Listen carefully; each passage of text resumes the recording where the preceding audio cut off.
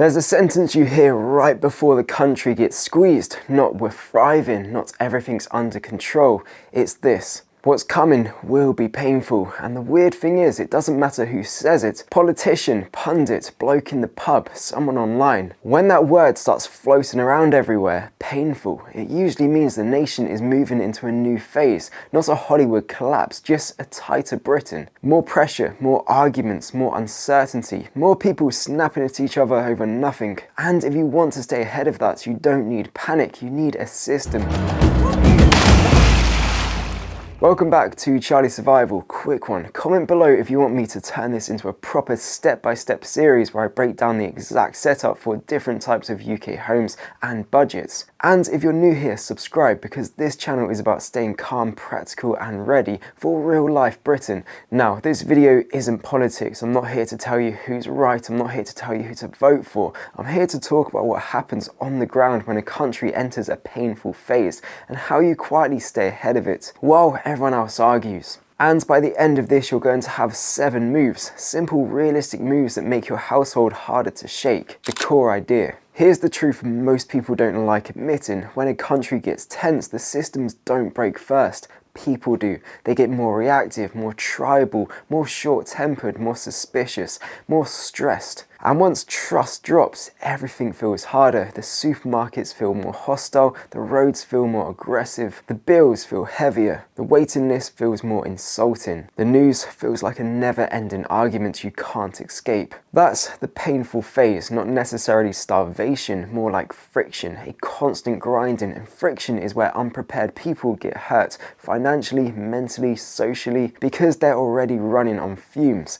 So if you want to stay ahead, you don't need to predict the future, you need to reduce friction in your life. That's the whole video. Move 1. Stop measuring life by headlines. The first trap in a painful phase is living inside the news cycle, because the news is designed to do one thing: keep you emotionally reactive. It's not built to make you stable, it's built to keep you clicking. And the moment you live reactively, you start making bad decisions. You buy random gear you'll never use, you argue with strangers online, you waste nights doom scrolling, you feel busy but nothing in your home improves. So here's your first move: switch from headline thinking to household thinking. Instead of asking what's happening in Britain, ask what would hurt my home in the next 72 hours? What would hurt my home in the next 14 days? What would hurt my home in the next 3 months? That's one shift makes you calmer, because it turns vague fear into specific action. And action kills anxiety.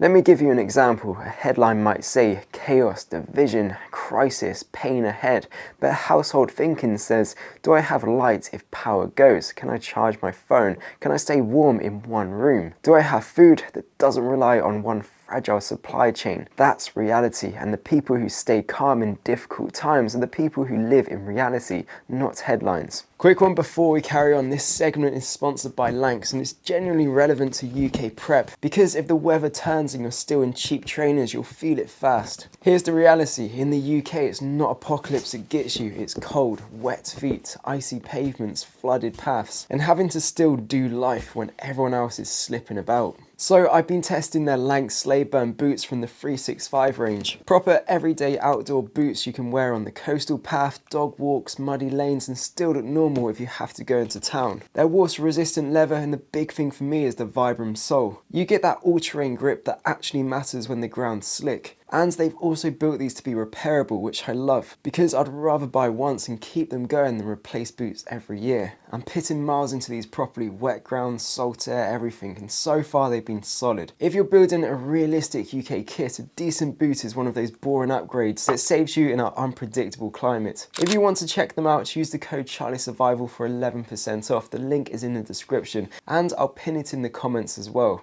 Move 2. Build a pain buffer. When people say painful times, what they often mean is less slack, less spare money, less patience, less margin for error, less tolerance from employees, services, systems. So you need a buffer, not a bunker, a buffer, because in the UK, most hardship isn't dramatic, it's slow, it's a bill you didn't expect, a car issue at the worst time, a disruption that lasts longer than it should, food prices creeping up again, another temporary thing that becomes normal. So build a pain buffer in 3 areas.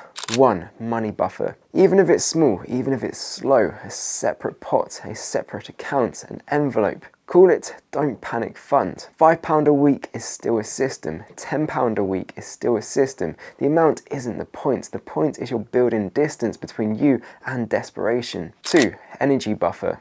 Light, phone, power, warmth. Not luxury, continuity. If the grid wobbles, if the power cuts, if you're stuck, if your heating fails, your home stays functional. 3. Food buffer. Not 6 months of rations, just we can eat without stress for 2 weeks. A painful phase punishes people who live day to day with no buffers. Buffers buy you time. Time buys you options. Options keep you free. Move free. Make your home blackout boring. If you do one practical thing this month, make this your goal. A blackout is boring in your house. Not exciting, not dramatic, not panic, just boring. Because when the lights go out, you don't want to be figuring it out. You want to already have a rhythm. Here's what blackout boring looks like. The lantern is where it should be. The torches are charged or have batteries. Your phone charging plan is automatic. You've got a warm layer ready. You can heat one room efficiently. You've got water handled. You know where everything is, in the dark, half asleep. And here's the part nobody says. The people who cope best aren't the toughest. They're the ones who can maintain small comforts, not because they're soft, because comfort keeps morale high, and morale keeps you thinking clearly. When morale drops, people start making impulsive decisions. So if your blackout plan makes you feel stable, you've already beaten most people, and that's staying ahead. Move 4. Stop trying to win arguments. Start winning structure. In a painful phase, you'll start seeing more political arguments, moral arguments, culture arguments, blame arguments, you're the problem arguments. And the trap is believing you can fix the country by typing harder. You can't. What you can fix is your structure. Here's the rule. If it doesn't improve your household, it's entertainment. That doesn't mean you're blind. It means you refuse to be dragged around by every fire. Structure looks like your home still runs even when the mood outside is bad. Your finances don't collapse because you had one rough month. Your health doesn't fall apart because you got stressed. Your mind doesn't get hijacked by constant outrage. And this is why preparedness is quietly powerful. It turns you from a spectator into a builder.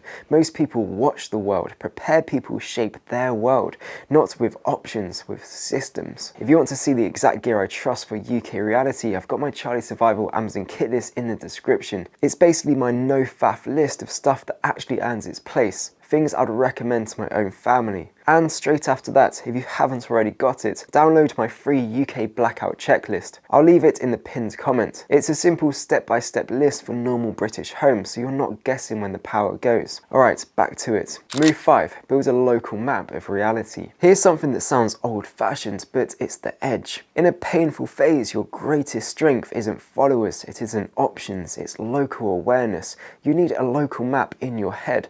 Where's the nearest 24-hour petrol station? Which roads flood first? Which routes choke up during storms? Which shops empty first? Where can you get water if there's a disruption? Who in your street is reliable? Who's elderly and might need a hand? Where's the nearest pharmacy, the nearest open late? What's your plan if your car won't start tomorrow? Because when trust drops in the big system, people fall back to the small system, the home, the street, the few reliable people. You don't need to become everyone's best mate, but you do need to know what reality looks like within 5 miles of your door. That local map can reduce friction massively. It turns chaos into right, I know what to do, and that's staying ahead. Move 6. Skill up in one boring area. Preparedness isn't just gear, it's competence. So pick one boring skill that reduces pain. Here are UK relevant ones that genuinely matter. Basic car checks, tyres, battery health, fluids, lights. How to keep warm efficiently in one room. How to store water properly without it going grim. How to cook cheap, repeatable meals from pantry staples. Basic first aid and hygiene routines. How to run your home on low power. How to plan a week of meals without relying on just popping to the shop. And I'll tell you why boring skills are powerful, because when everyone else is emotional, the person with skills becomes a leader, not a loud leader, a calm one. The person everyone quietly respects, and that changes everything in tense times, because when people feel unsafe, they look for stability. So become stable, not by pretending nothing's wrong, by being competent. Move 7. Protect your mind like it's part of your kit. This is the one most people skip, but it's the most important. In a painful phase, the real danger isn't always shortage, it's mental contamination.